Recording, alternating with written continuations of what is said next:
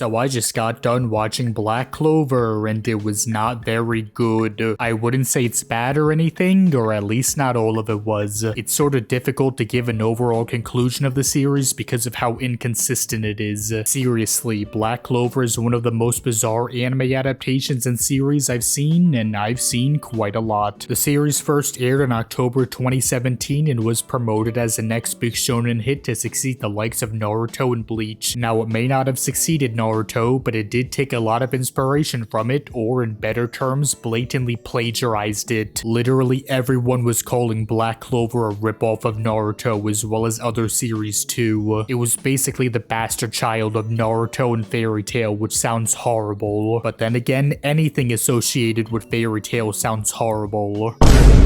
So yeah, Black Clover was a dumpster fire that everyone hated and was labeled as generic shonen trash. I really have no idea how the series even made it past its first couple volumes. This is something that would have most likely gotten cancelled after just a couple months, but I guess enough people reading Shonen Jump liked it. I haven't read the manga myself and don't plan on doing so since I don't really care. From what I've heard, the anime, especially in the beginning, is faithful to the manga, except it's a lot slower. According to the wiki, the first arc lasted 10 chapters in the manga, but in the anime it somehow took up 13 episodes. I knew the pacing wasn't good, but I didn't think it was this bad. These 13 episodes could have easily been trimmed down to 5 or at most 6 episodes. The weird thing about this is that all 13 of these episodes are canon, so it's not like they just wrote random filler episodes. No, they instead stretched out the manga chapters so much and adapted basically one chapter per episode, or sometimes even less. This is genuinely leagues worse than the pacing in Z. At least the original Dragon Ball was paced decently well until it caught up to the manga. Then there was actually an excuse for the pacing to go down the shitter, although I'm certainly not justifying it. But no, here they just said fuck it and moved at a snail's pace from the start because the studio was ran by a bunch of greedy bastards. Can you eat pussy like that? But anyway, besides its pacing, everything from its world, characters, designs, plot, and everything else are still the same. Plus, this is a video about just the anime, not the manga. I should be able to judge the anime on its own. So like I said, the anime starts out terrible. Its premise and some of its cast are eerily similar to Naruto's, and it feels like something that's already been done before. For example, Asta is just worse and more annoying Naruto. He's a loud and energetic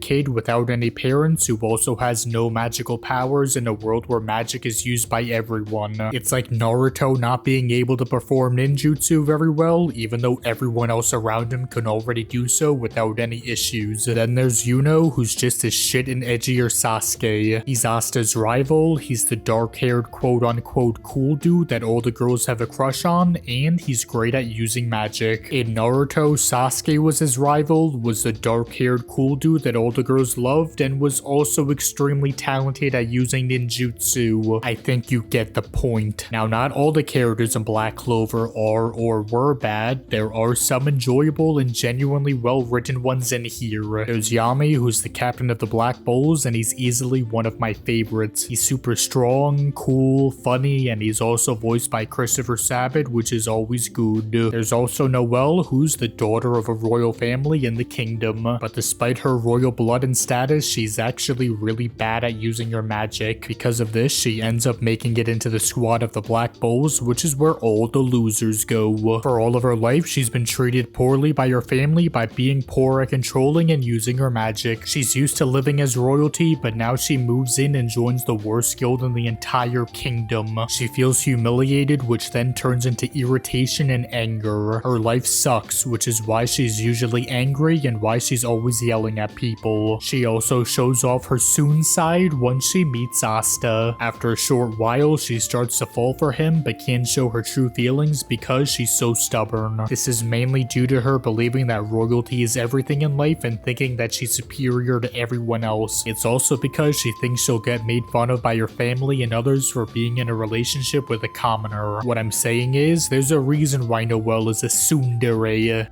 Like I've said in previous videos before, it's extremely important to understand why tsunderes are tsunderes. If they're just angry and bitchy all the time without giving an explanation for why, then they're just an angry and bitchy person, which isn't very good. Noelle is thankfully a pretty solid tsundere and was one of the few good things to come from the beginning of the series. However, besides Noelle and Yami, a ton of the cast was and still is not so good. Most of the characters are just generic, bland, and one-dimensional. Characters basically have only one trait, and that one trait is what defines and makes up the character. For example, there's Charmy, who likes to eat and cook food because she's a chef. My name is Chef. She likes to eat food and she likes to cook food, and that's about it. Just like everyone else in the Black Bulls, she cares a lot about her friends, which is to be expected. The only other thing there is to know about Charmy is that she has a crush on Yuno, but so do a lot of other characters too. Then there's also Gray, who's a giant fat dude who only grunts for around the first 50 episodes. But then it's revealed that Gray was a shapeshifter all along, and her true form was actually a short blue-haired girl. The reason she didn't show her true form before was because she's extremely shy and embarrassed. This is Gray's trait, and it's also her one and only trait. Her entire character is just her being shy and embarrassed. That's literally it. But just because Gray isn't very interesting or deep doesn't mean she's a bad character. I actually like her as a character, but that's because shyness is a guilty pleasure trait of mine. If I wasn't a fan of this trait, then I'd say Gray is a boring, flat, and terrible character. And yes, the series certainly does have its share of terrible characters. I already mentioned Yuno before, who I despise, but there's someone even worse, which is Gauche. His whole thing is that he loves his sister and hates everyone else.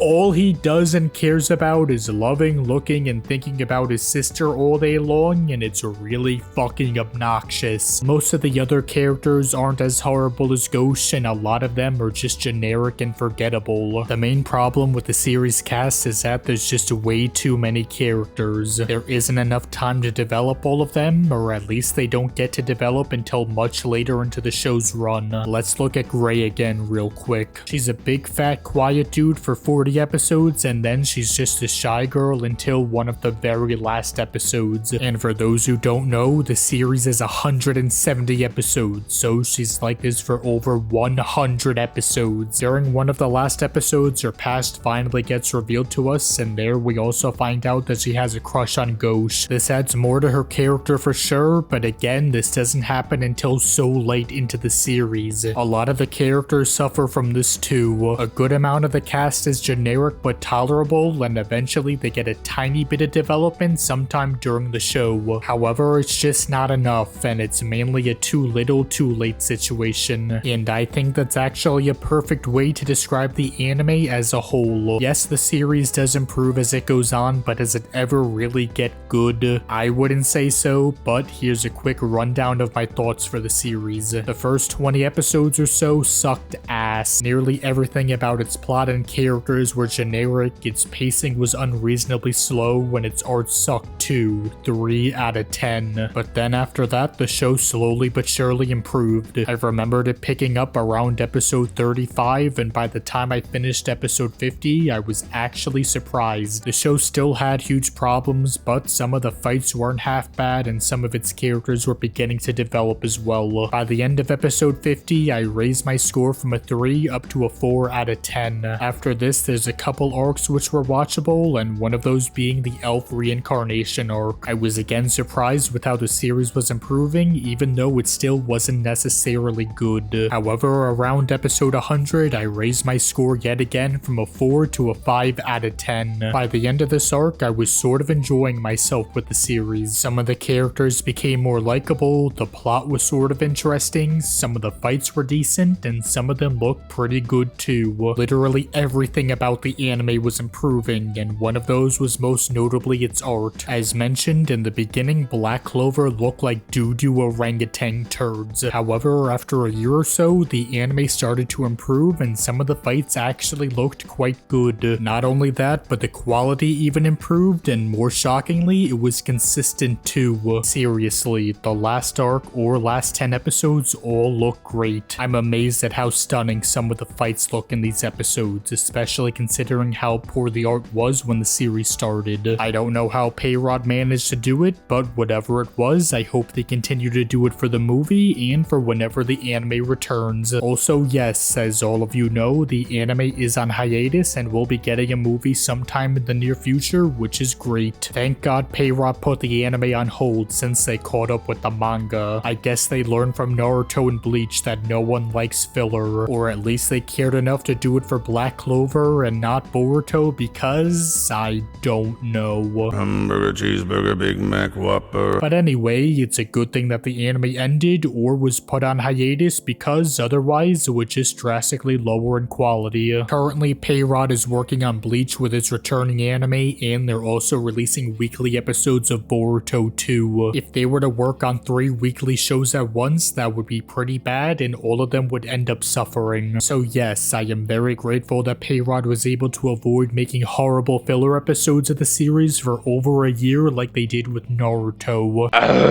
Now, like I already said, despite the shocking improvement in quality the anime made during its run, it's kind of too little too late. While I certainly did get a fair amount of enjoyment during the last arc, I can't ignore all of the glaring problems it had beforehand. Still, even at the end of the series, there are some generic tropes that show up, plus a good chunk of the cast isn't very interesting or likable either. The anime and series in general had such a sloppy and slow start, and even the improvements made just aren't enough for me to label the series as being good. Some characters are enjoyable, the plot can be interesting sometimes, and the fights and animation can look great too. Overall, Black Clover is a watchable show, and you can get enjoyment out of it for a decent amount of its run. If you like Black Clover, then good for you, although I would recommend watching other and much better shonens if you haven't already. But for me, Black Clover is a mixed bag, which is why I'm giving it a 5.88 out of 10. Well, that's going to be it for this video. If you liked it, then you can leave a like, comment, share, subscribe, or even support me on Patreon. Now, if you'll excuse me, I'm going to furiously masturbate to Japanese cartoons.